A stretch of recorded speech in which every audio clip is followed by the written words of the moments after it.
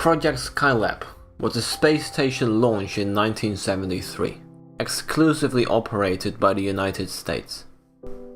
The Skylab project was so big that several launches were required to bring all the components together into orbit. However, during launch, malfunctions had crippled Skylab's capacity to generate electrical power, which would prevent overheating. One of the main solar panels was completely torn away. The remaining panel was jammed by fragments of a meteoroid shield that had also been torn away. Skylab was planned to be online for at least 8 years, in which extensive research could be done by astronauts visiting the station.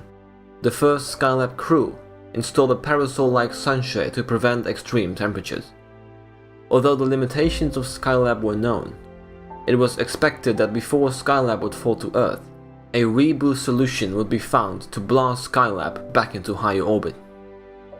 However, due to its difficulties, Skylab's mission was cut short to just over 6 years as its orbital decay increased.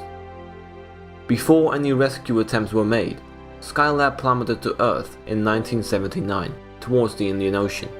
The effect that a re-entry of an 88-ton space station could have were unknown. Turns out, however, Skylab's destructive force was minimal, in part due to where it landed. Mostly as a joke, the Australian Shire of Esperance fined NASA for littering, as part of the debris was found across a sparsely populated section of rural Australia. This fine asked for $400.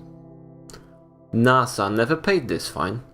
Instead, it was paid by a local radio station host many decades later.